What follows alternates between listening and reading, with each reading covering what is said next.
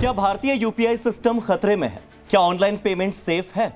मैंने पिछले कुछ सालों से कैश को छुआ तक नहीं है, लेकिन मेरी तरह अगर कैशलेस अर्थव्यवस्था में सबसे बड़ा योगदान आप भी दे रहे हैं तो इस वीडियो को गौर से देखिएगा और थोड़ा जागरूक हो जाइएगा।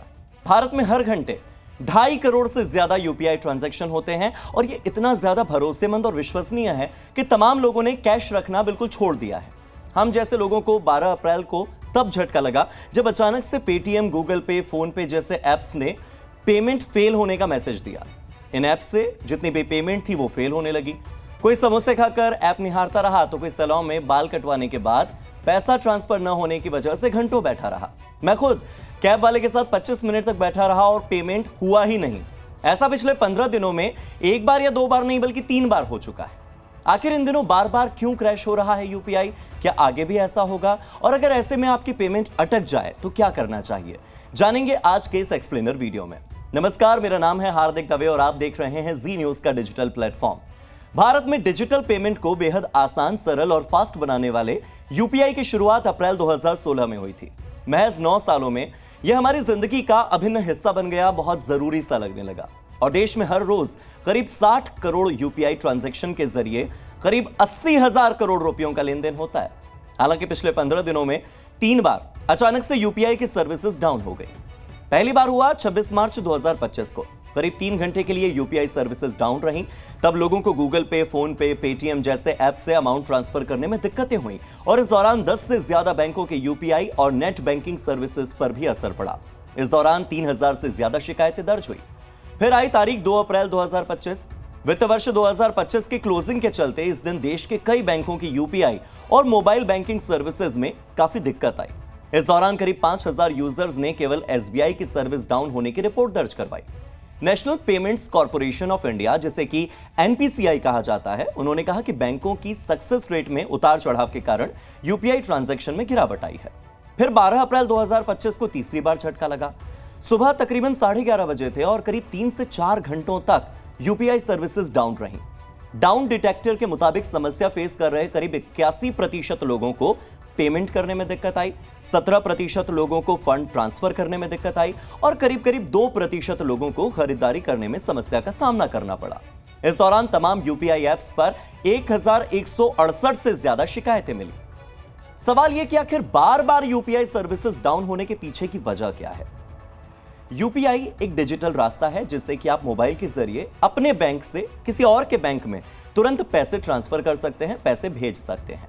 यूपीआई का मालिक और ऑपरेशनल मैनेजर आप जिसे कह सकते हैं वो है national payments corporation of India यानी एनपीसीआई। एनपीसीआई को रिजर्व बैंक और इंडियन बैंक्स एसोसिएशन ने मिलकर बनाया है।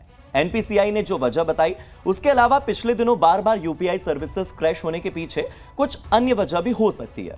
जैसे पहली तो यह कि आईपीएल के कारण इन दिनों गेमिंग एप्स में यूपीआई ट्रांजैक्शन बहुत ज्यादा बढ़ गया है। सर्वर पर लोड बढ़ने से सर्विस डाउन हो सकती है।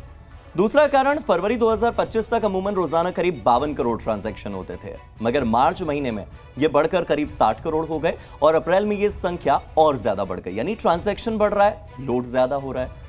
तीसरी वजह यह कि एनपीसीआई ने 8 अप्रैल को घोषणा की थी कि वो इंटरनेशनल यूपीआई ट्रांजैक्शन के लिए क्यूआर कोड के इस्तेमाल को सीमित कर रहा है। तो ऐसे में हो सकता है कि इसके लिए यूपीआई के बैकएंड पर कुछ काम चल रहा हो, सर्वर उसमें व्यस्त हो और इसके चलते घरेलू ट्रांजैक्शन प्रभावित हुए हों। कुछ मामलों में यूपीआई की समस्या एनपीसीआई के सिस्टम की बजाय बैंकों के अपने सर्वर से जुड़ी होती हैं। जैसे कि एग्जाम्पल के तौर पर, उदाहरण के तौर पर देखें तो एसबीआई, एचडीएफसी और अन्य बैंकों ने रखरखाव या तकनीकी खराबी की बात भी कही थी।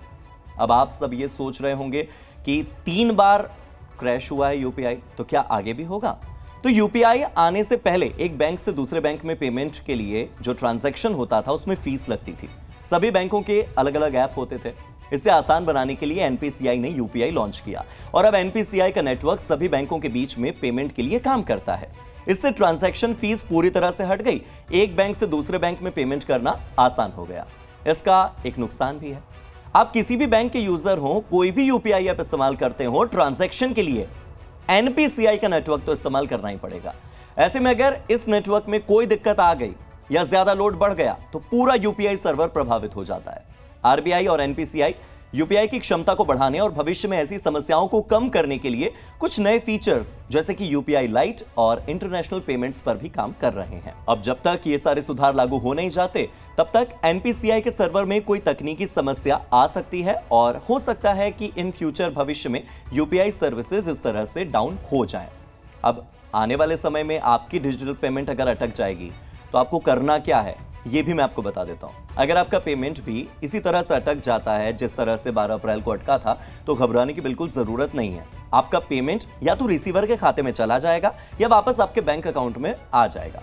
आमतौर पर यह कुछ मिनटों में क्लियर हो जाता है। इसमें ज्यादा से ज्यादा 72 घंटे का वक्त लगता है। कोई भी पैसा बीच में अटक नहीं सकता। इस दौरान आपको डबल पेमेंट से अगर बचना है, यानी कि अगर आपका ट्रांजैक्शन पेंडिंग भी दिखा रहा है, आपने कैश पेमेंट भी कर दिया है, तो बाद में वो यूपीआई ट्रांजैक्शन अगर सक्सेसफुल हो गया तो आपके तो दोहरे पैसे लग गए। इससे बचने के लिए आपको पेमेंट ट्रांसफर होने का इंतजार करना है और अगर कैश दे रहे हैं तो रिसीवर की जो कॉन्टैक्ट डिटेल है, उनका जो फोन नंबर है वो जरूर लीजिए ताकि दोहरे पेमेंट की स्थिति में आपको आपका पैसा वापस मिल सके।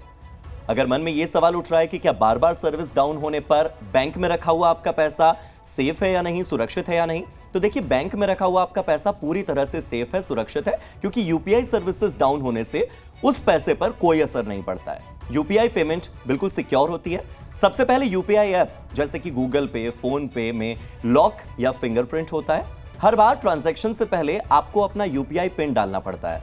बैंक और एनपीसीआई के सर्वर बहुत ज्यादा सिक्योर होते हैं। सर्विस डाउन होने के कारण अगर पेमेंट के दौरान अकाउंट से पैसे डेबिट हो भी गए, यानी कि पैसा चला भी गया, ट्रांजैक्शन फेल हो जाता है, तो वो पैसे वापस आपके अकाउंट में आ जाते हैं, वो सुरक्षित रहते हैं। क्या आपको यह पता है कि भारत का ये जो पेमेंट सिस्टम है ये पूरी दुनिया में धमक जमा रहा है और इसकी बातें हर तरफ हो रही हैं। पिछले साल जनवरी में फ्रांस के राष्ट्रपति इमैनुअल मैक्रों भारत आए थे। इस दौरान अपनी स्पीच में उन्होंने कहा कि मैं प्रधानमंत्री नरेंद्र मोदी के साथ पी गई चाय कभी नहीं भूलूंगा, क्योंकि इसका पेमेंट यूपीआई से हुआ है। उनके लिए बड़ी बात है। मैक्रों के अलावा विदेशी लीडर से लेकर पर्यटक तक सभी भारतीय यूपीआई से काफी ज्यादा प्रभावित हैं। इससे पेमेंट बहुत जल्दी होता है, आसान तरीके से होता है, बिल्कुल सुरक्षित तरीके से हो जाता है और हर समय अपने साथ आपको कैश रखने की या कार्ड रखने की जरूरत पड़ती ही नहीं है। मोबाइल के एक क्लिक पर बड़े से बड़ा पेमेंट हो जाता है। आजकल तो लिमिट भी बढ़ गई है। यह खासियत दुनिया भर के लोगों को भारतीय यूपीआई सिस्टम से आकर्षित कर रही है।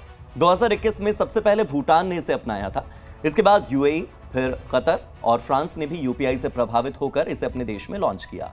जापान और ब्रिटेन समेत कई देश हैं जो कि यूपीआई को अपनाने की मंशा जताते हैं, लेकिन कैशलेस इकोनॉमी की अगर बात की जाए तो यह कहना बिल्कुल सही होगा कि सारे जहां से अच्छा हिंदुस्तान हमारा। जी न्यूज़।